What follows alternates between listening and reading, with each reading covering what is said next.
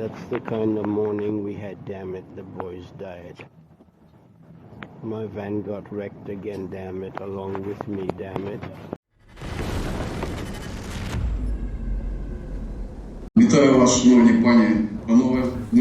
Ukraine is developing new long-range weapons, already striking 1,700 kilometers into Russia. Commander-in-Chief Syrskyi said, "Despite Moscow's failed attempts to seize Ukraine, tough battles lie ahead, and our task is to keep hitting the enemy," he added. Throughout 2024, the defense forces struck 377 significant targets on Russian territory, including military units, arsenals, defense industry factories, and oil refineries. Furthermore, the commander-in-chief noted that in 2024, the state supplied more than 1.3 million drones to the front lines. This year, we expect to receive even more. The enemy fully feels the power of our FPV drones. We are now actively working on scaling fiber optic FPV drones, which is currently a challenge. Our goal is to stay ahead in this technological war, Syrskyi emphasized. The Russians note an increase in the use of F-16s in the Kursk operational zone.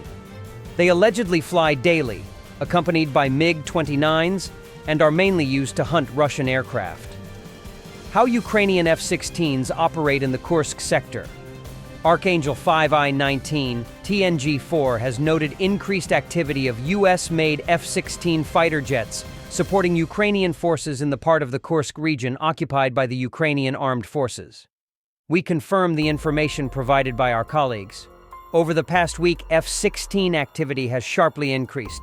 Whether this is due to a reduction in the number of Soviet-made aircraft or a worsening situation on the front, forcing the enemy to deploy such critical fighters to support advancing forces, we won't speculate. A bit about their tactics. F-16 flights have been recorded almost daily over the past week. Initially, the aircraft flew to the border of the Poltava and Sumy regions before turning back. Their actions resembled reconnaissance of flight routes before active deployment. They operate in groups of 3 aircraft, 1 F-16 and 2 MiG-29s. The MiG-29s serve not only as escort fighters, but also conduct strikes, being armed with JDAM and hammer-guided bombs.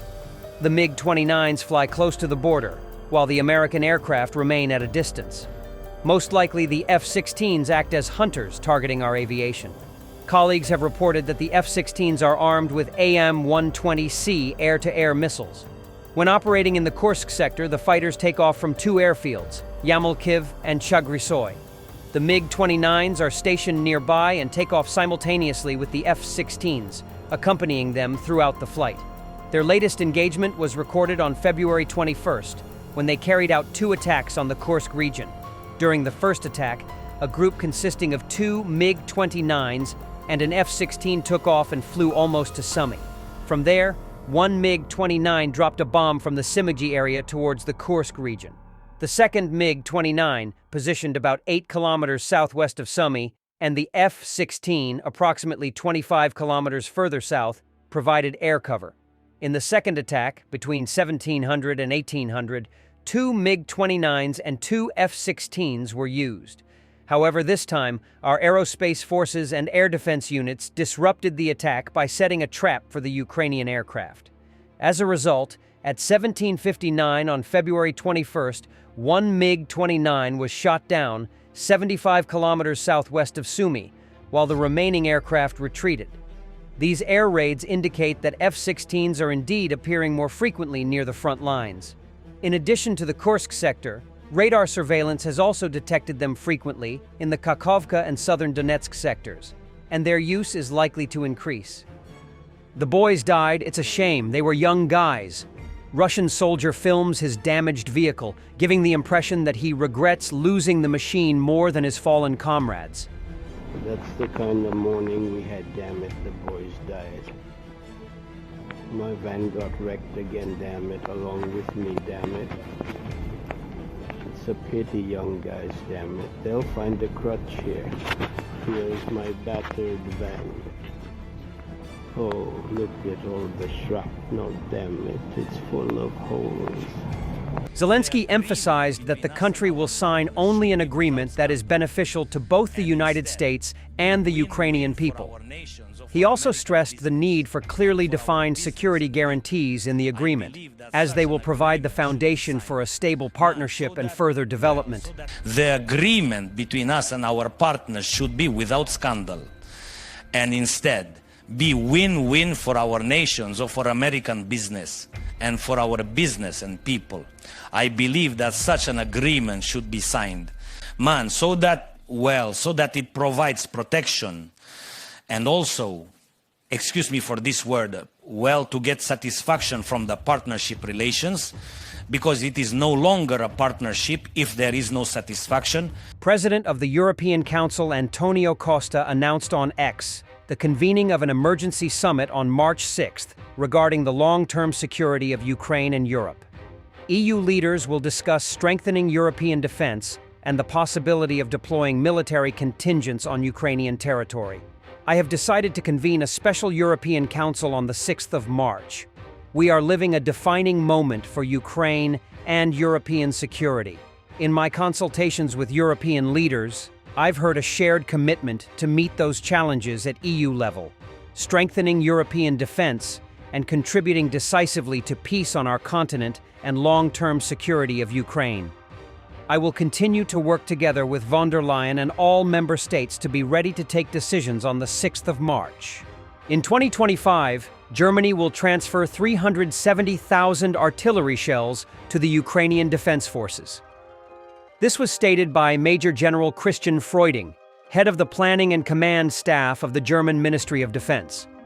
He also noted that, compared to 2024, the amount of ammunition planned for transfer has increased by 30,000 units. In addition, the first 6 RCH-155 wheeled self-propelled howitzers are expected to be delivered this year, and crew training for them is already underway. As previously reported, Ukraine is to receive 54 of these systems, the first of which was delivered on January 13th and is being used for crew training. In addition, in 2025, 10,000 Ukrainian servicemen, from medics to snipers, will be trained in Germany. On February 17th, it was reported that Germany updated the list of military aid for the Ukrainian Defense Forces, adding more armored vehicles, anti-aircraft missiles, ammunition, armored vehicles, and other weapons. The new aid package includes 56 MRAP armored vehicles, additional ammunition for Leopard 1 tanks, and Marder infantry fighting vehicles. Germany will also transfer from Bundeswehr warehouses and purchase 241,000 ammunition for Gepard self-propelled anti-aircraft guns and 282,000 rounds of ammunition for self-propelled anti-aircraft guns. Ukrainian air defense will receive the Iris TSLS and SLM missiles.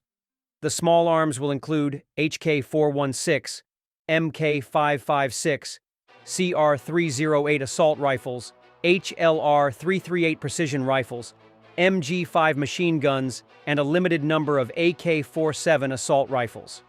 The German army, together with the defense industry, will provide 60 million rounds of ammunition for small arms and 74,000 40mm grenades.